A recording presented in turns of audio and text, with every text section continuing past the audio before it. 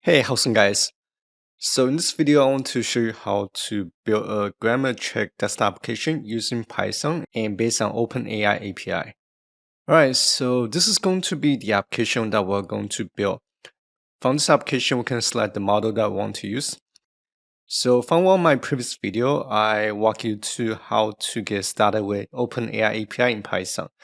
And one of the things that I went to was how to work with different models. And these are the 4 models that currently are supported in OpenAI API. Then we have 2 sliders to control the tokens limit. So we know based on the DaVinci model, the maximum token is 4,000. And for the other 3 models, the cap is set to, I think it was 2,700 tokens. And because when we set the token limit to 4,000, OpenAI API is going to automatically set the limit to whatever the model will be able to use. Even though in the app, the maximum token is set to 4,000.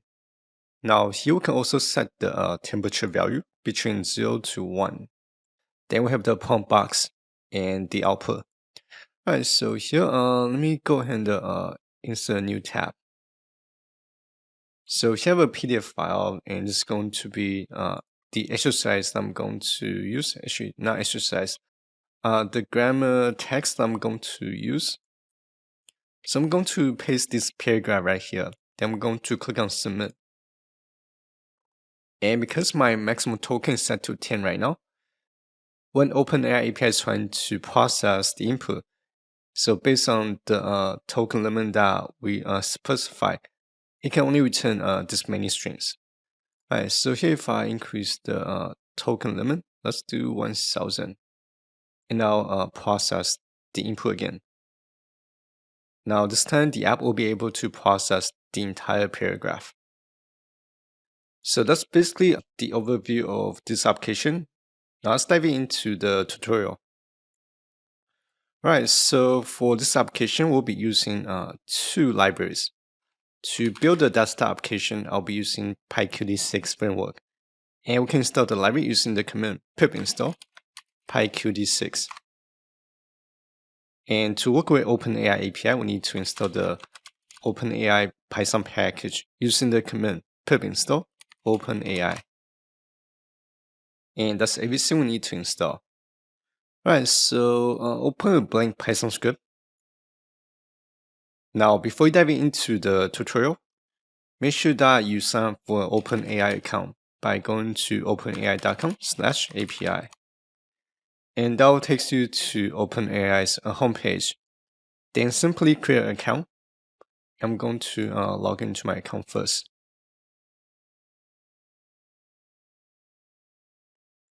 On the homepage, click on your username. Then click on View API Keys. Then you want to generate a secret key and copy the secret key, which is your API key, and create a file called password_manager.ini. And it's going to be the file that you're going to use to store the API key. Now here, let me go ahead and open the file. So here I'm going to generate a new API key. And I'll copy the key to the password_manager.ini file. Inside the file, you want to create a section called OpenAI. Then create a property called API key. Then paste the API key. Save the file and close the file.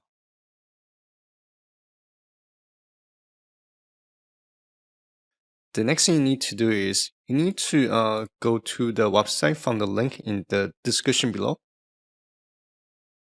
And that's going to be the source code to this openplayground.py module. Now inside this module, I wrote a class called OpenAI Playground. And within this class, I wrote a function called grammar checker. We're going to use this function to make an API request to OpenAI API's endpoint for the grammar check task.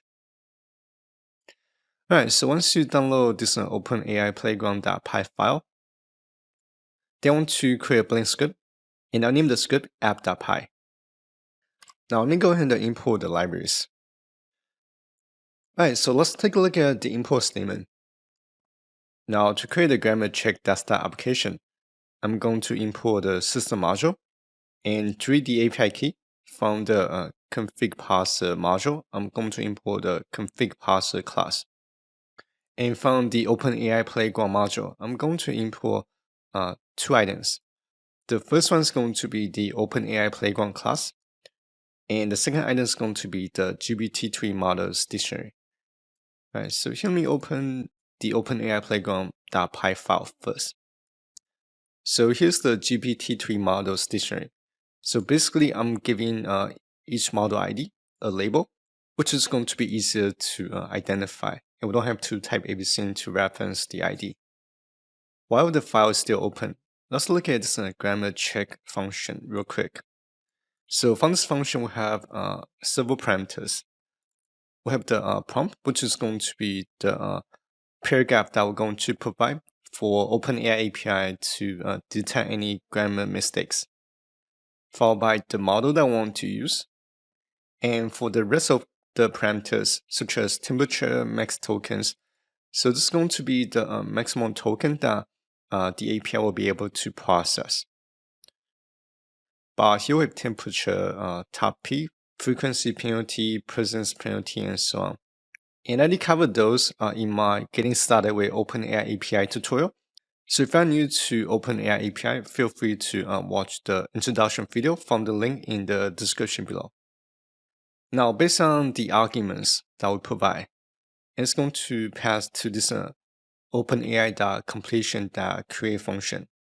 Here we're providing the model, the prompt, temperature, maximum token, the top P value, frequency penalty, and presence penalty. And once the API processes the information, we're going to save the output in a dictionary code result. Then this function is going to return the result object. Alright, so that's basically the overview of this OpenAI Playground module.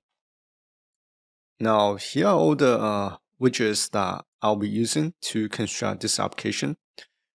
So if I'm new to PyQt framework, PyQt is basically another desktop application framework to build desktop application in Python. So the difference between PyQt and Tinker framework is PyQt is more for professional developers who want to build professional looking desktop applications. First, Tinker is used mostly for people who want to learn how to get started with desktop application development. Now, once I import the libraries, I'm going to construct the main routine first. Alright, so here I'm going to import the API key, but first I need to create a config parser object. Then I need to use the read function to read the password manager file and to retrieve the API key. So from the config object, I need to use the get method. Then I'll pass the session ID. In this case, it's going to be OpenAI, followed by the properties name API key. So here I'm going to insert my code snippet to construct the app window. So here I'm going to name the application app window. Then I'll pass the Q widget as the parent class, which allows us to access this class's attribute and methods. And here I'm setting the default window size. Then I'm going to insert icon. So from my project folder, here's the icon that I'm going to use. And it's the GPT's icon. Right, so let me open the file so you can take a look. Alright, so here's the icon. And we can insert an icon using the setWindowIcon method. And to be able to load the icon file, we need to wrap the file path with this QIcon class. And the setWindowTitle method is going to basically be the title of the application.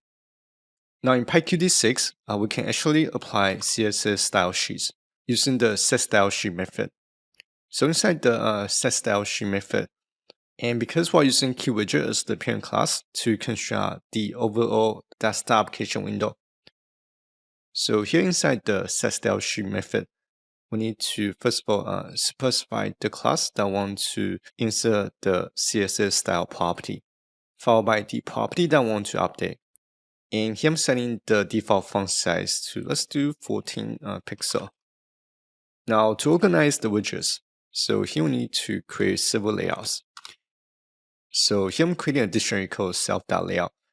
And I'm going to use this layout dictionary to store different layout templates. Now, the first layout I'm going to create is the main layout, which is going to be a vertical box layout. Then we need to apply the layout using the set layout method, and also apply the main layout. Now, once we have this app window class created, we can now construct the application. All right, so first we need to construct an instance of this Q application object. Then we need to pass the system.argument attribute. Now, these two lines here are going to construct the app window object, and that show is going to display the application.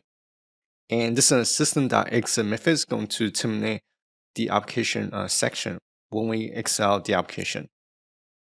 All right, so let's take a look at what we have so far. Now, here we have a blank window. From this window, we have our icon and the desktop application title.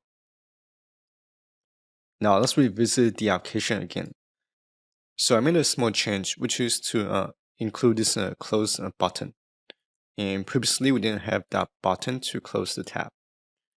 And I forgot to implement the close tab function, and which I'll do that throughout the video.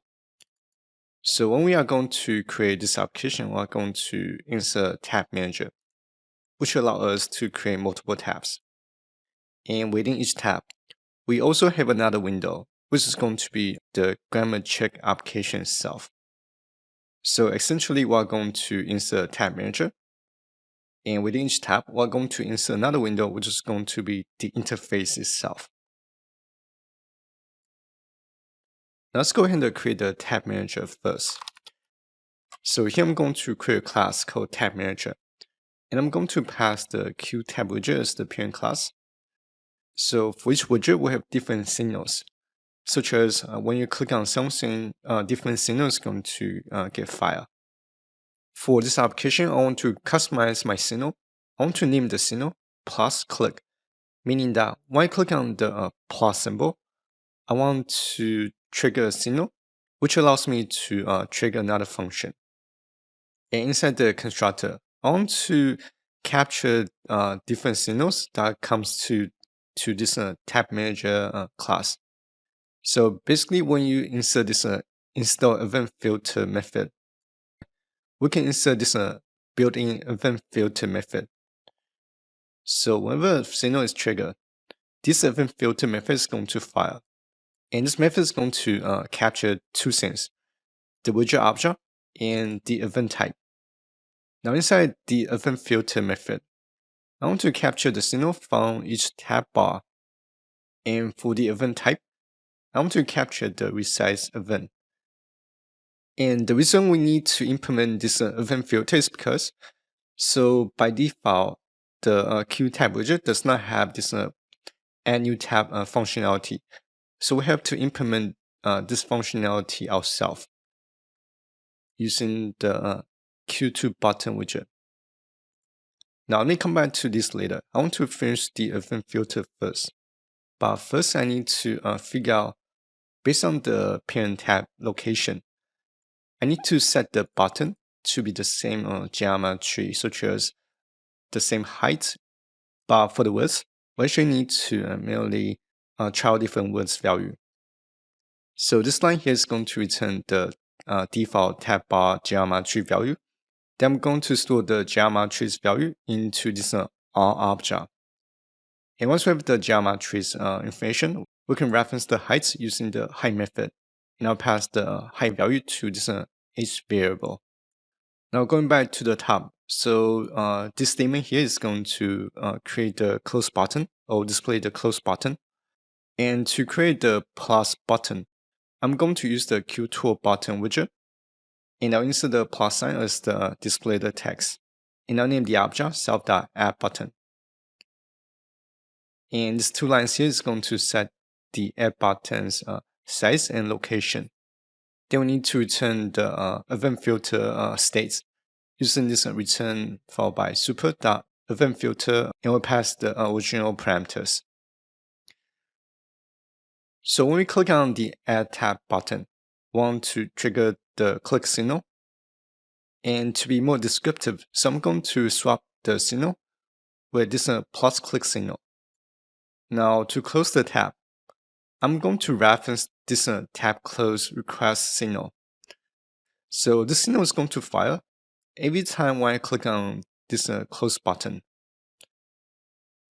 Then I'll pass the self.close tab method. And the signal is going to pass the tab index based on whichever tab that I click on.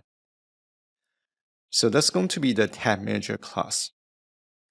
Now let's go back to the app window class. And let's finish the UI first. Then we'll create the interface. Now to insert the widget to the main window. All right, so here I'm going to create several methods. Give me a second. Now this method here is going to add the tab manager to the main window. And the add tab method is going to add a new tab. Now to manage all the signals, I'm actually going to create a separate method. And I'll configure all the signals in this init config signal method. And for this application, there's only one signal that we need to configure, which is this plus click signal that we created from this line here.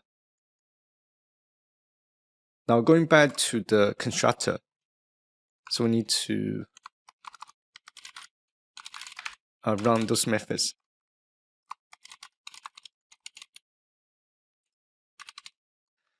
All right, so let me take a look.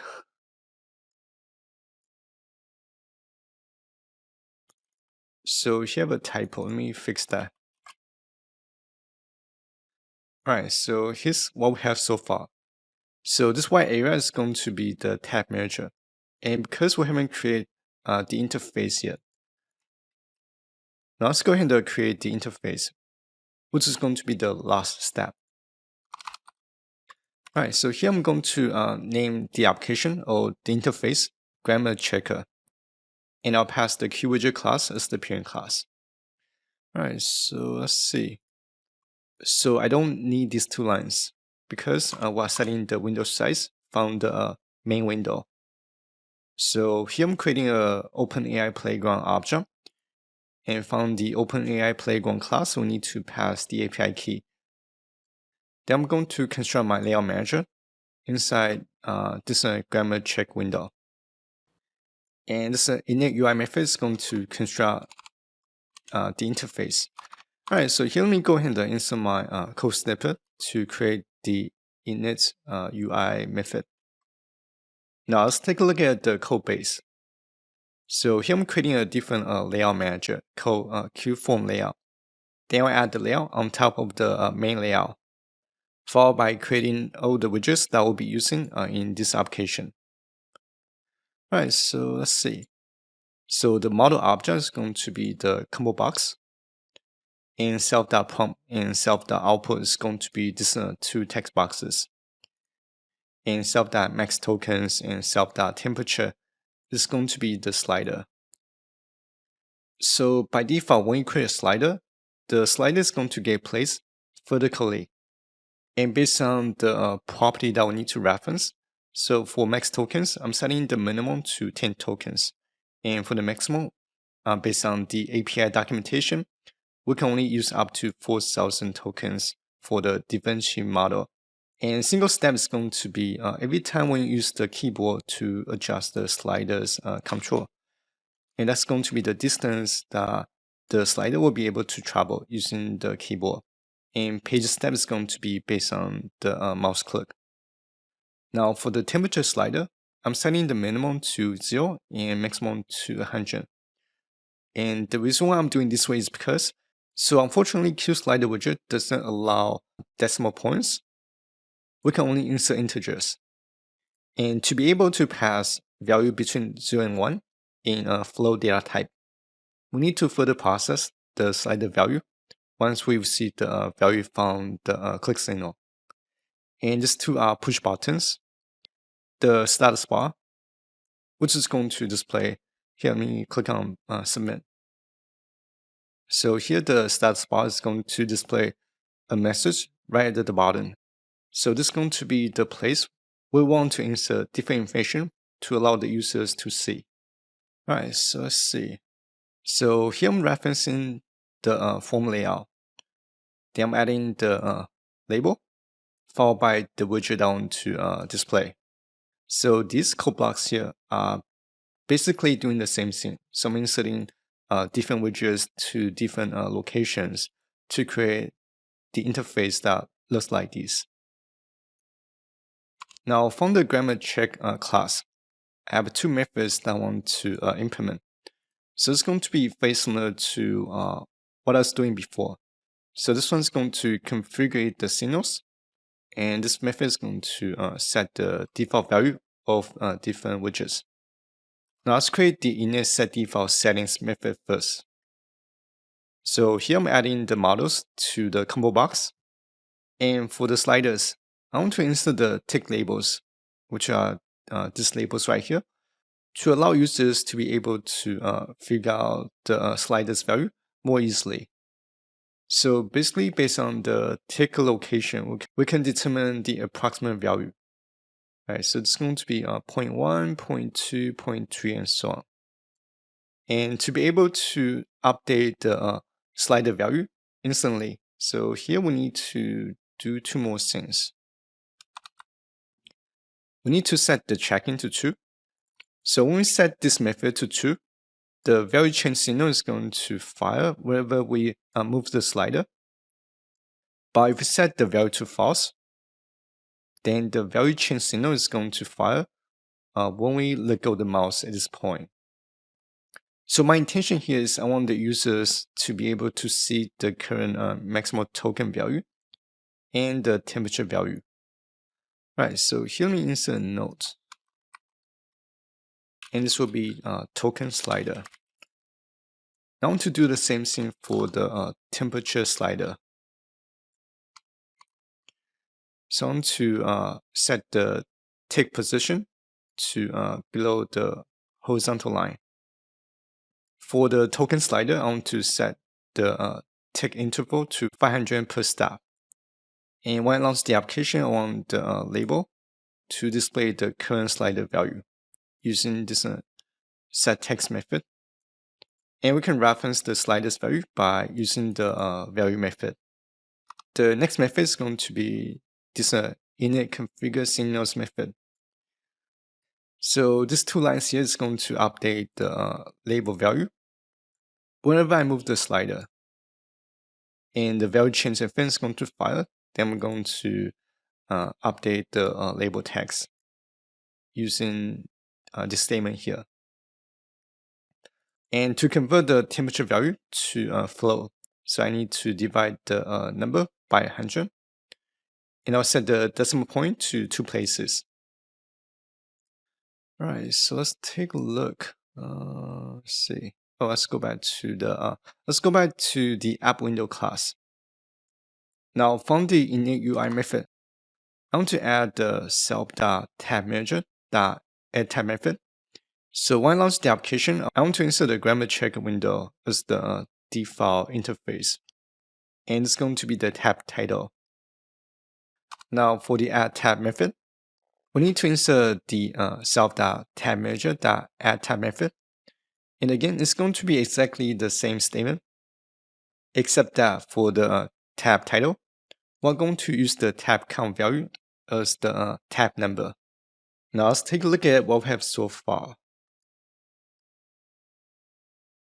Alright, so here, let's see. So for these two buttons, noticing that from the this click signal, I have two methods assigned to these two buttons. So for the submit button, when we click on the button, we're going to call this submit method. And when I click on the reset button, I'm going to call this reset fields method. All right, so let me do this. I'm going to finish the script first. Then we're going to experiment the application when we finish writing the script. So here I'm going to insert the reset fields method.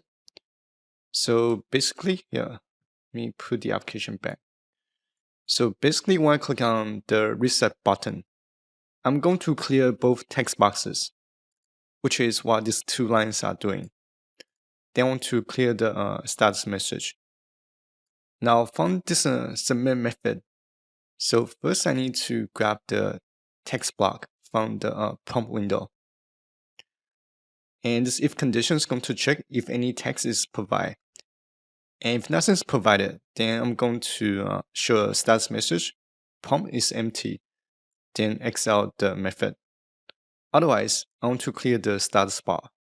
And self.output.clear is going to clear the output text box for us to regenerate new response. Now, to use OpenAI API to perform a grammar check, from the prompt, we need to specify what we're trying to do. So here, the default action is going to be check the grammar for below sentence. Then we'll pass the string from the prompt text box. And this line here is going to reference the combo box value. And because we cannot just pass the combo box label, we need to convert the label into the proper model ID. So we need to first of all convert the character to lowercase. Then we'll reference the GPT-3 models dictionary. And this output will be the key to return the corresponding model ID. And this line here is going to store the temperature value into this temperature variable. And once we have all the parameter values, we can now reference the self.OpenAI playground object, and we'll call the grammar check method, and we'll pass the parameter values. So here's the prompt, token value, and the temperature. And we'll store the output in this response object. Now, from the response object, I'm going to reference the output key to retrieve the response from OpenAI API.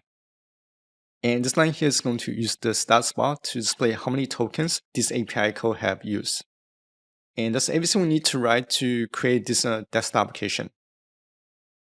Now let's do a test run. So I'm going to launch the application. Now the first thing I want to check is the close button. Right, so it's working just fine. Now the second item I want to test is this reset button. So I'm going to type something in both text boxes. And I'll use the shortcut Alt-R to clear everything. And the last step is going to be testing the grammar functionality. So I'm going to copy this paragraph right here. And I'll paste into the prompt box. So my current max token is set to 10 for the length of output that can be generated. So if I click on submit, right, so based on this API code, I've used 104 tokens, and here's the output. Now if I increase the max token slider, even let's do 460 and submit. And here's the paragraph that has been created using OpenAI API using this desktop application that we built using Python. So this is going to be everything I'm going to cover in this video, and hopefully you guys find this video useful. And if you enjoyed this video, please don't forget to give this video a like and subscribe to my channel, and I'll see you guys next time. Bye bye.